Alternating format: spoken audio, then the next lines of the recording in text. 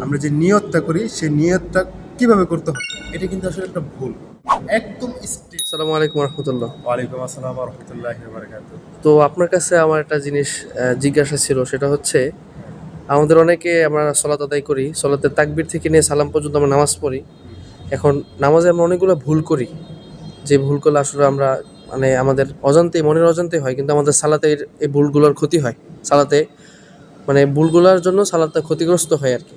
তো এই ভুলগুলো আমরা কীভাবে সংশোধন করতে পারি, বা ভুলগুলো কী কী আমাদেরকে যদি চিহ্নিত করে দিতেন তো আমাদের জন্য ভালো হতো বিষয়টা। যাক, আলহামদুলিল্লাহ, খুব সুন্দর প্রশ্ন। এখন সরাসরি আমরা মানে টপিকের উপরে চলে যাই। কথা হচ্ছে, যখন আমরা সালাত আদায় করব তার আগে সবচেয়ে বেশি জরুরি অজু করা।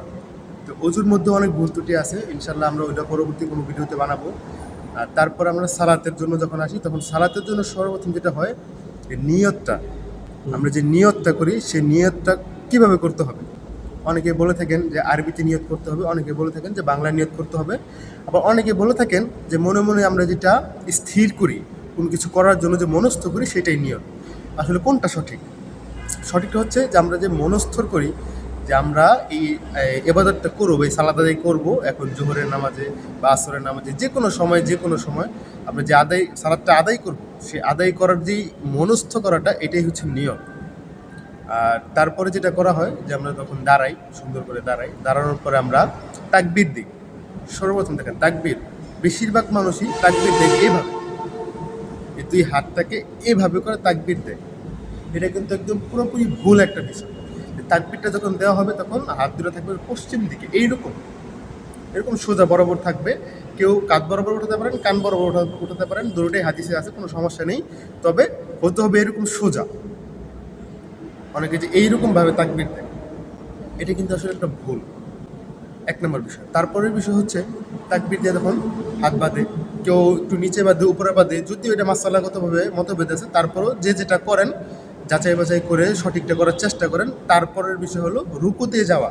যখন রুকুতে যায় তখন পুরোপুরি স্ট্রেট সোজা হয় না, একটু রুকুতে যে এরকম সোজা এরকম থাকে, উঁচা হয়ে থাকে না, এরকম না, একদম স্ট্রেট, একদম যতটুকু মানে সমর্থ নয়, আপনার সমর্থ অনুযায়ী যতটুকু সোজা করা সম্ভব হয় আপনি করবেন। না হলে চেষ্টা চালায় যাবেন, যতদিন পর্যন্ত আপনার পৃথিবীতে বাইচে থাকেন চেষ্টা চালায় যাইতে হবে। রুকু, তারপর রুকু থেকে যখন উঠবেন, ওঠার পরে যেমন সামিআল্লাহু লিমান হামিদা, যখন উঠবেন, ওঠার পরে কি করতে হবে? স্থির হয়ে দাঁড়াতে হবে। অনেক মানুষ স্থির হয়ে দাঁড়ায় না, উঠার পরে ধাপ করে সে সেজদায় চলে যায়। না, এটা করা যাবে না। আপনার এখানে তাসবিহ আছে, আপনি তাসবিহগুলো যদি পড়েন, রব্বানা ওয়ালাকাল হামদ হামদান কাসীরান তাইয়িবান মুবারাকান ফি, সুন্দর সুন্দর তাসবিহ আছে, আল্লাহ তাআলার প্রশংসা করলেন। তাহলে এইখানে আপনার তাসবিহগুলো আদায় করলেন, একটু সময় নিলেন, তারপর আপনি সেজদায় গেলেন। সেজদায় যাওয়ার পরে তো আরও সমস্যা। অনেকে সেজদায় যাওয়ার পর এই যে এই হাত মাটিতে একদম বসায় দেয়, কিন্তু না, এটা আল্লাহ নবী মুহাম্মদ সাল্লাল্লাহু আলাইহি ওয়াসাল্লাম নিষেধ করছেন, বলেছে কুকুরের মতো সেজদা তোমরা কইরো না। এখন আপনি মহিলাদের জন্যই বলেন বা পুরুষের জন্যই বলেন, সবার জন্য একই বিধান। যেহেতু আল্লাহ নবী বলছে কুকুরের মতো সেজদা করো না, তার মানে আল্লাহ নবী পুরুষদেরকে বললেন আর মহিলাদেরকে বললেন না, বিষয়টা কিন্তু এরকম না। আল্লাহ নবী মুহাম্মদ সাল্লাল্লাহু আলাইহি ওয়াসাল্লাম সর্বশ্রেণীর লোকদেরকেই বললেন যে তোমরা কুকুরের মতো সেজদা করো না। সেটা কি?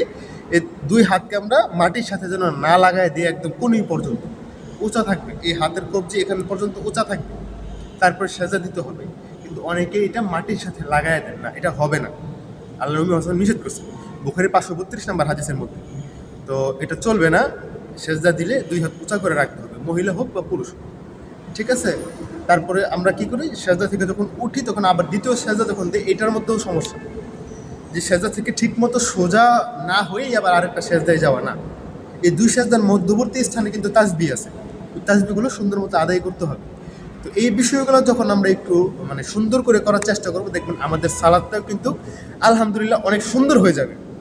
আর এইভাবে মোটামুটি আমরা যারা চেষ্টা করি যে সঠিক মতো বা আরও সুন্দর করে সালাদ আদায় করার জন্য, তারা নিয়মিত পড়াশোনা করতে হবে, স্টাডি করতে হবে। সালাদ বিষয়ক যে বইগুলো আছে, যেগুলো সহিহ সুন্নাহ পদ্ধতিতে মানে বইগুলো লেখা হয়েছে কোরআন হাদিস ভিত্তিক, সেই বইগুলো পড়ার চেষ্টা করবেন। তার মধ্যে একটা অন্যতম বইয়ের নাম আমি বলেই দিই, যেমন একটা বই হচ্ছে সালাতুর রাসূল। এই বইটা অনেক সুন্দর আলহামদুলিল্লাহ, আসাদুল্লাহ আল গালিব স্যারের। এই বইটাও যদি আপনারা পড়েন, আলহামদুলিল্লাহ মোটামুটি সালাদ সম্পর্কে অনেক ভালো একটা আইডিয়া পাবেন। তো আজকে এই পর্যন্তই। আপনার মতামতটি কমেন্টে জানিয়ে যাবেন। যদি কোনো ভুল ত্রুটি থেকে থাকে অথবা আপনাদের কোনো পরামর্শ থাকে তাহলে অবশ্যই কমেন্টে জানিয়ে দিবেন। আসসালামু আলাইকুম রহমতুল্লাহি ওয়া বারাকাতুহু।